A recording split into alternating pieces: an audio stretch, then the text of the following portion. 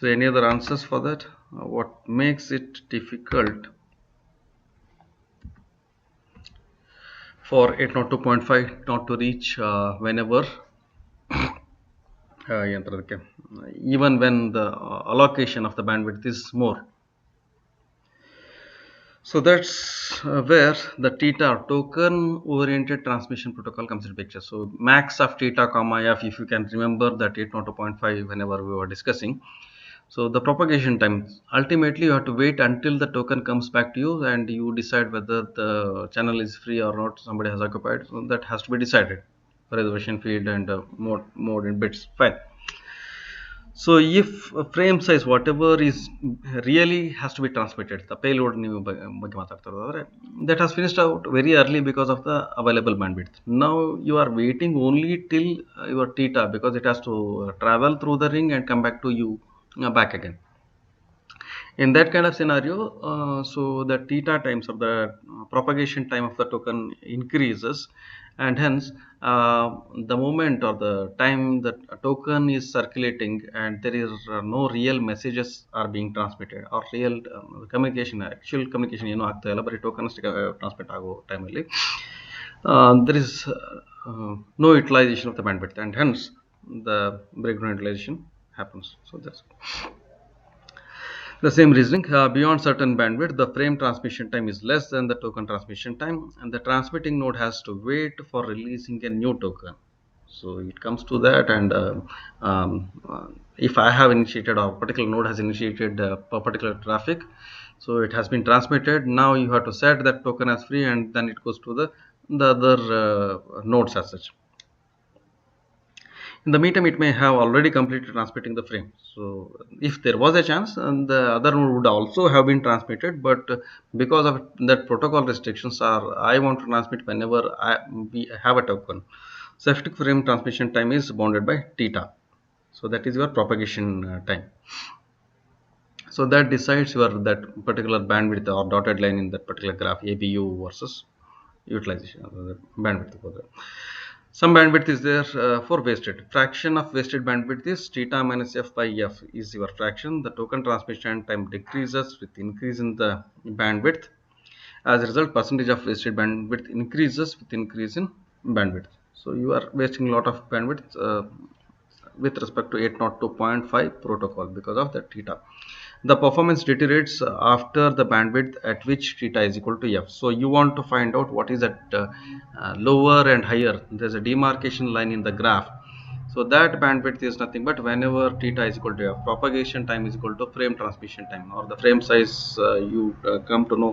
So after this, the bandwidth or any further enhancement in the bandwidth will only deteriorate a performance rather than improving the performance as such with respect to 802.5. So that again is showcased with respect to the bandwidth, so our guaranteed probability of reaching at the other end. So what it showcases, at lower bandwidth 802.5 is superior compared to utilization. The utilization or the guaranteed probability is increasing, so that is going down with respect to some critical bandwidth of the utilization. So at higher bandwidth 802.4 performs or outperforms 802.5. So that is what is showcased with respect to low and high bandwidth. So GPU or GP, guaranteed probability with respect to utilization, yes, however you want to pronounce it, remains close to 1 as long as utilization is less than absolute break utilization. Sharp drop in guaranteed probability of utilization close to ABU. So that first line is ABU. At bounded access protocols impact message shorter deadlines. At low bandwidths, priority inversion in bounded access protocols impacts the message of short deadlines. So why the deterioration happens? Again, there were two dotted lines for that matter. So this is ABU, and low and high bandwidths replicated. ಏನಾಗ್ತದೆ ಆ particular points ಅಲ್ಲಿ ಅಂತಂದ್ರೆ, priority inversions in bounded access protocols impact message with short deadlines. So that whenever they finish, then there is no further transmission that is happening. At higher bandwidths, priority driven protocols lead to lower channel utilizations. So nothing is being transmitted because only higher priority person is allotted to run the show as such.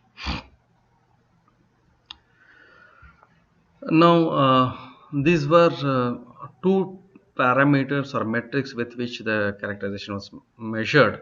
Apart from this, there are other measurements techniques with respect to traffic as such.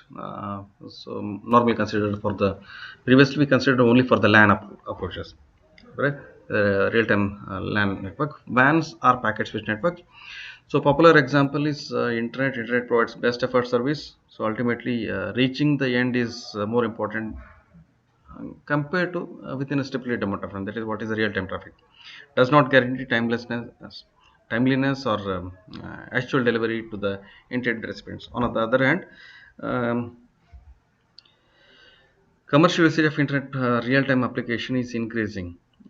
So right now we are conducting I would say online classes through Gmeet or the Skype protocol or Google Talk. Whenever you start naming the applications as such, most oftenly we are tending going for the what else, asynchronous mode of transfer. So the we are into the fifth generation of cellular communications, or the most oftenly targeted for yeah, video conferencing kind of applications, so that you have to accomplish everything within a stipulated amount of time. That is most oftenly, if humans are the guidelines, so you should accomplish the task with respect to my persistence or general persistence of hearing, persistence of vision. So there are proper deadlines issued with respect to the conferencing kind of applications. Otherwise what happens is most oftenly the communication will not be happen, or it's not a pleasant environment to conduct something like of this sort. So you hear after certain times, maybe you right now you are not interacting, but if you are interacting, so some question is asked, and most often you want to have answers that for almost instantaneously or immediately, and there is a delay, and I have got to the next maybe 10 slides later that question reaches me. And that kind of things are not happening. So and ultimately that says that even with the internet protocols, so we bifurcated the communications as a soft or hard as such. Ultimately, everybody is moving towards some strict deadlines with respect to communication protocols as such. So senders and receivers in internet are connected. So that's again LAN to LAN connection, and through thousands of intermediate routers and links, types of routers. So ingress is where you inject the traffic, and egress is where it reaches the other end, or the destination nodes as such. So core, there is a backbone of the network through which the networks are connected. Can anybody say that you have seen these videos, Media Labs, yeah, Dawn of the Net?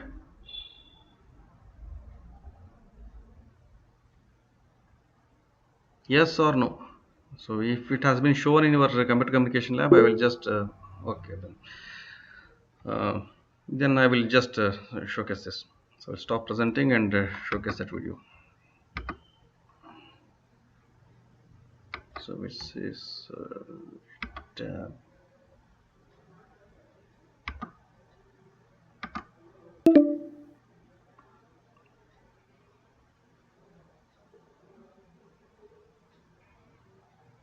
So is it visible?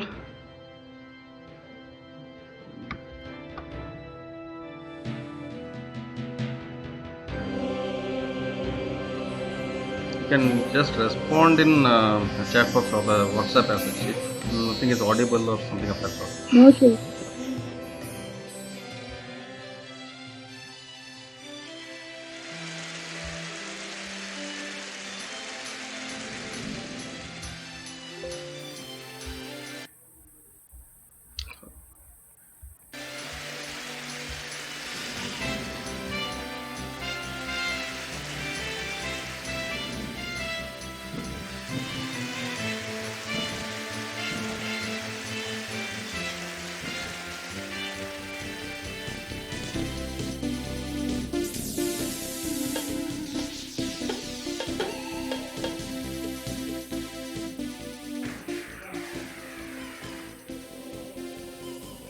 For the first time in history, So it's not visible, sir. people and machinery are Not working visible. together No, it's black rules screen and only. dream.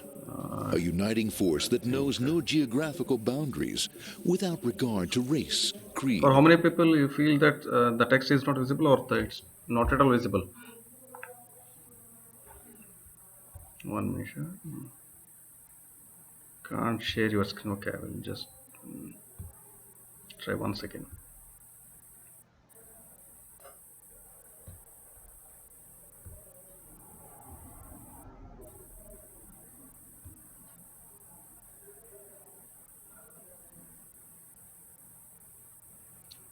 So you are presenting to everyone.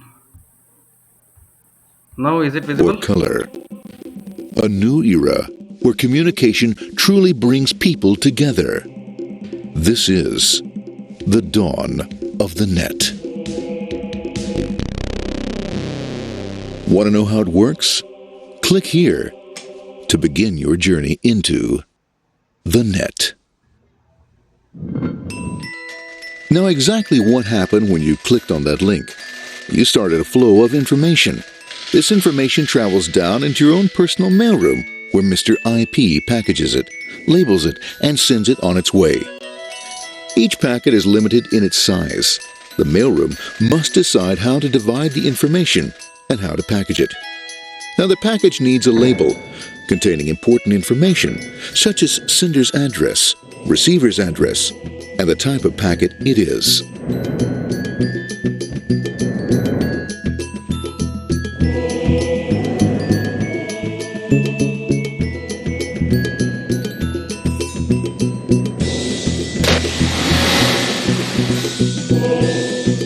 Because this particular packet is going out onto the internet, it also gets an address for the proxy server, which has a special function, as we'll see later. The packet is now launched onto your local area network, or LAN. This network is used to connect all the local computers, routers, printers, etc. for information exchange within the physical walls of the building. The LAN is a pretty uncontrolled place, and unfortunately, accidents can happen.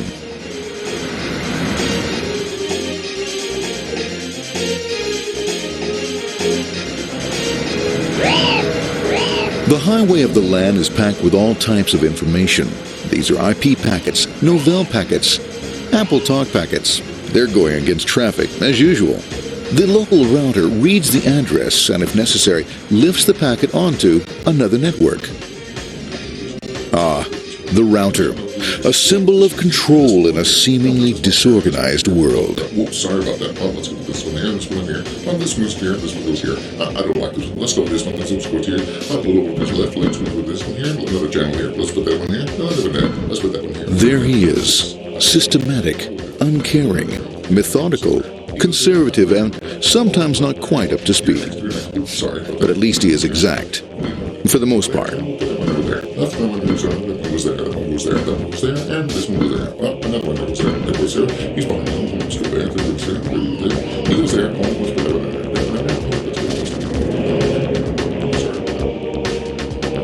there. As the packets leave the router, they make their way into the corporate intranet and head for the router switch. A bit more efficient than the router switch plays fast and loose with IP packets, deftly routing them along their way. A digital pinball wizard, if you will. Here we go. Here comes another one. And it's another. Watch this, Mom. Here goes. Whoop, around the back. Hey, in there, in there, in there. Over the left, over the right, over the left, over the right. You got it. Here it comes. Right on. He shoots. He scores. It's going. Hey, wait. Here, watch out. Here comes another one. Oh, here we go. And it's gone. It's gone. As packets arrive at their destination, they're picked up by the network interface, ready to be sent to the next level. In this case, the proxy. The proxy is used by many companies as sort of a middleman in order to lessen the load on their internet connection, and for security reasons as well. As you can see, the packets are all of various sizes, depending upon their content.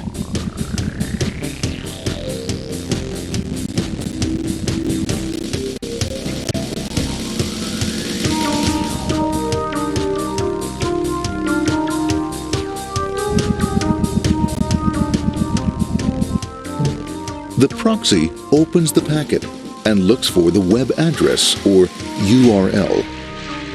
Depending upon whether the address is acceptable, the packet is sent on to the Internet.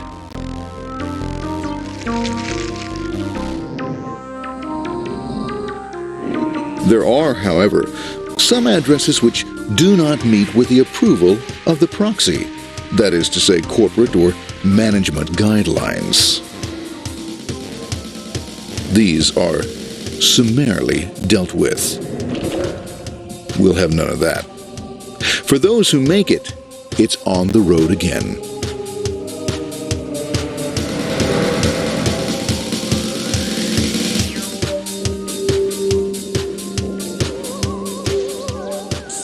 Next up, the firewall.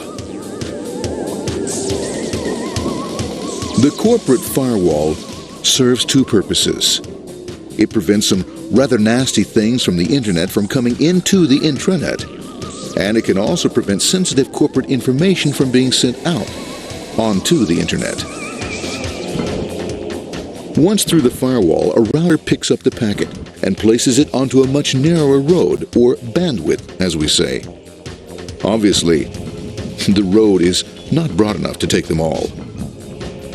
Now you might wonder what happens to all those packets which don't make it along the way. Well, when Mr. IP doesn't receive an acknowledgement that a packet has been received in due time, he simply sends a replacement packet. We are now ready to enter the world of the Internet. A spider web of interconnected networks which span our entire globe. Here, routers and switches establish links between networks. Now, the net is an entirely different environment than you'll find within the protected walls of your LAN. Out here, it's the Wild West. Plenty of space, plenty of opportunities, plenty of things to explore and places to go. Thanks to very little control and regulation, new ideas find fertile soil to push the envelope of their possibilities. But because of this freedom, certain dangers also lurk. You'll never know when you'll meet the dreaded ping of death. A special version of a normal request ping, which some idiot thought up to mess up unsuspecting hosts.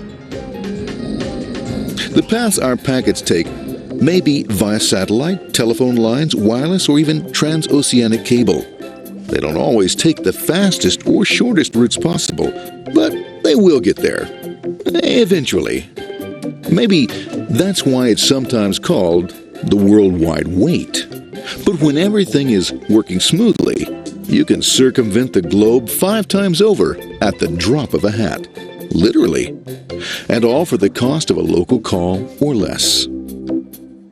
Near the end of our destination, we'll find another firewall. Depending upon your perspective as a data packet, the firewall could be a bastion of security or a dreaded adversary. It all depends on which side you're on and what your intentions are. The firewall is designed to let in only those packets that meet its criteria. This firewall is operating on ports 80 and 25. All attempts to enter through other ports are closed for business.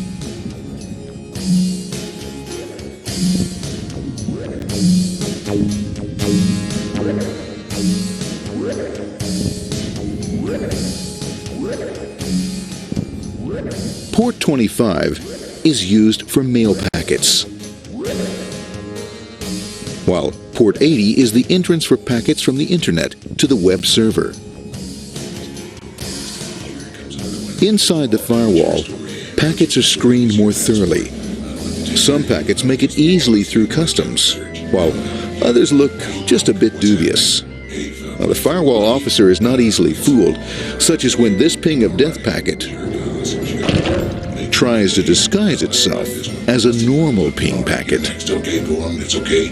No problem. Have a nice day. Be out of here. Bye. For those packets lucky enough to make it this far, the journey is almost over. It's just a line up on the interface to be taken up into the web server. Nowadays, a web server can run on many things, From a mainframe to a webcam to the computer on your desk, or why not your refrigerator? With a proper setup, you can find out if you have the makings for chicken cacciatore or if you have to go shopping. Remember, this is the dawn of the net. Almost anything's possible. One by one, the packets are received, opened, and unpacked. The information they contain, that is, your request for information, is sent on to the web server application.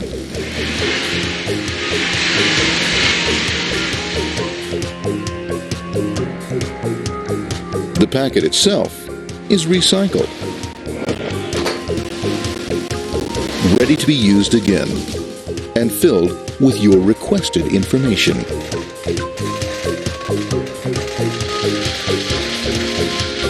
Addressed and sent out on its way back to you. Back past the firewall, routers, and on through to the internet. Back through your corporate firewall.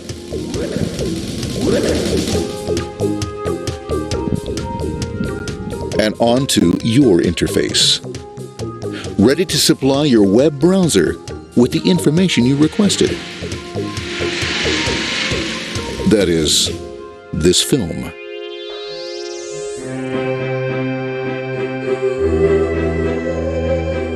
Pleased with their efforts and trusting in a better world, our trusty data packets ride off blissfully into the sunset of another day, knowing fully they have served their masters well.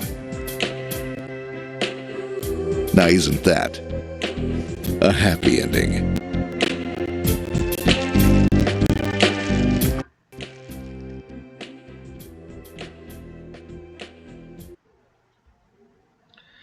Okay, then there was one more stuff which stops my.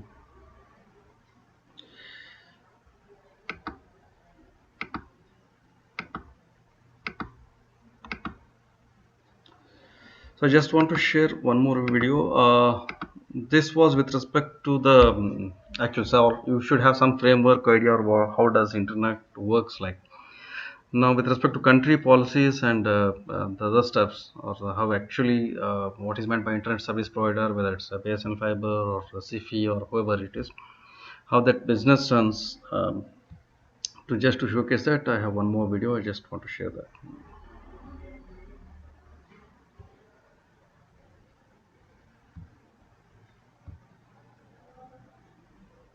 Okay. So, any issues with respect to this video, whether audible or visibility, please put it on WhatsApp. Greatest tool we have ever built, for better or for worse. But how does it work? Who owns it? Where is the internet? And who makes sure it keeps on running? Today, let's explore the internet, its pioneers, the organizations that keep it running, its present, and its future. You are watching Cold Fusion TV. The revolution begins in 1969. During this time, the US Defense Department had a branch called the Advanced Research Projects Agency, or ARPA. ARPA-funded researchers developed many of the technologies used for internet communication today. At first, they connected computers across a few universities and called it ARPANET. And over the next few years, ARPANET grew, connecting more and more computers and eventually inspiring the modern internet. 20 years later, English computer scientist Sir Tim Berners-Lee was working at CERN in Geneva. He was hired to fix the mess that grew out of the incompatibility of different networks in CERN's system. His solution was the World Wide Web. Although the internet and the web are often used as synonyms, they are not the same thing. The internet is the infrastructure of the network, while the web sits on top of this and is essentially a way to access information via the internet. Tim Berners-Lee invented the core on which most websites work. He allowed the internet to become uniform and usable, yet he never patented his idea. One can only imagine the riches he gave up in order to allow for his invention to flourish. The modern internet is now a huge array of interconnected points across the globe. So the question must be asked, how exactly does the internet connect us all together? Well, cables span across entire oceans to connect countries. This isn't a new idea, as we've been laying cables since 1854 when construction began on the first transatlantic telegram cable. The process is a surprisingly simple engineering feat for an incredible complex technology. Each cable consists of nothing more than some optical fibers wrapped in materials for protection. Globally, approximately 420 cables have been laid, spanning over 1.1 million kilometers as of 2017. So here's how it works. A ship pulls a cable from one country to another, and then on the sea floor, cable is laid by sea plows that dig a little trench for the cables to fall into. Eventually, natural ocean currents bury the cable. If the ground is uneven, however, the cable is unburied and vulnerable to damage from ship anchors and other natural disasters. In 2008, one such disruption happened. Due to cable damage, about 60% of India and 70% of Egypt's internet services were briefly cut. With this being said, damaged cables are not uncommon. Repairs are constantly carried out on severed cables around the world. But really, it is interesting to think of how physically vulnerable the internet is. Of course, there are so many other routes for traffic to take that it's almost nearly impossible to kill the internet by just cutting off one cable, especially in more recent times, since satellites now circle the Earth beaming down the internet from the skies. After their path across the sea, there are systems of cables spanning across your country leading right up to your door. That is, if you're lucky and live in a place wealthy enough and populated enough to allow for a cable connection to the internet. As a whole, the internet is still growing, and about half of everyone that lives on Earth has access to it. So, we still have yet to see what the internet evolves into by the time mass adoption reaches saturation. So who owns the internet? Well, technically, no one and everyone. The internet itself is an autonomous interconnection of various voluntary networks. It's decentralized, so no one government or body owns or controls the internet. However, governments have the ability to control their citizens' access to the internet via laws that impact the internet service providers, or ISPs, of that nation. For example, China restricts its citizens from accessing YouTube. In 2016, the US government officially handed over the ownership of the database which holds the domain names of the internet to a body called ICANN, or the Internet Corporation for Assigned Names and Numbers. These guys have been overseeing this database for the last 20 years. This meant that we reached a point where the ownership was given back to the people. ICANN is an independent body which is comprised of a multi-stakeholder community. This means that ICANN tries to consult the internet community about changes and at least tries to be as open and as transparent as possible. So it's unlikely that you've ever heard of ICANN, but the non-profit organisation performs one of the most important rituals to keep the internet safe. They manage the domain name system, or DNS. ICANN, the Internet Corporation for Assigned Names and Numbers, which basically assigns web addresses. The California-based organisation is technically a not-for-profit, but it has one of the biggest jobs in governing the internet, to manage the domain name system, or DNS. This means that when you type in www.google.com, the response you receive is from Google and not a fake version of Google created by a Nigerian prince or other scammer. Every 3 months, a group of trusted community members gather to perform a ritual, which will renew and ensure the DNS system for the next 3 months. The ceremony is recorded with tight security such as guards, safes, cages, and alarms. In fact, the alarms are so sensitive that at one ceremony, a slamming door set off the seismic sensor, locking people into one of the cages. An evacuation had to be triggered to release them. The master key is stored on a cryptographic device. This device, if dropped or tampered with, will erase all of its contents. Fragments of keys are distributed among the trusted members, ensuring that no one person can create the master key. This requires the presence of at least 5 of these people to come together to do so. At the heart of this new system lies one master key. That key is controlled by 7 smart cards, locked in one of 2 high-security deposit boxes, one on the East Coast, one on the West. The keys to those boxes are scattered around the world in the hands of 2 groups of 7 online security experts. This is just one organisation that helps make sure the internet runs smoothly, but they're not the only ones. There's a host of others such as the Internet Engineering Task Force and the World Wide Web Consortium run by none other than Tim Berners-Lee. These organisations set the standards, make rules, and ensure that the internet is safe and open. Sir, one ಏನು ಹೇಳ್ರಿ ಅದ ಒಂದು 10 ನಿಮಿಷ class canteen It's ಅಲ್ಲಿ ಹೋಗಿರ್ತೀರಿ undeniable that the internet has changed our lives forever. ಹೌದಾ It has taken over so many ನೀವು ಹೋಗಿರಿ facets of our lives. It's allowed people to carry around every encyclopedia in the world just in the palm of their hand. I wonder how many people have used Google to solve arguments. But with massive information also comes massive misinformation. It is much easier now for people to use confirmation bias to validate their own point of view, leading to the infamous echo chamber effect. The use of social media has also drastically changed our lives. It's been said to be tearing apart the actual foundational fabric of how our society functions. I've discussed this all much further in my video, The Death of Facebook, and I'll leave a link for that below and at the end of this video. So of course the internet has some negative aspects, almost any technology does, and this is because human nature is to blame for the way we use the tools we make, not the tools themselves. With that being said, the internet also has many positives. The internet has given creators, artists, journalists, and many others a platform that would otherwise just not exist.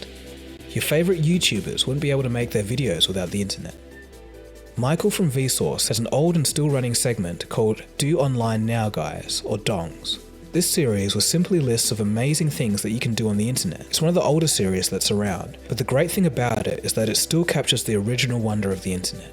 Interesting topics organically trend, and more people view things that are generally interesting. This is very unlikely to happen in the old world, where you would stumble across an interesting topic in a rigid magazine or newspaper, and it would just be for you. You couldn't share it instantly and discuss it and develop a rapid, wider community around it. A rate of spread and magnitude of reach of information that was only once possible if you owned a whole media outlet for a country is now to some extent possible by anyone with an internet connection and a potent message.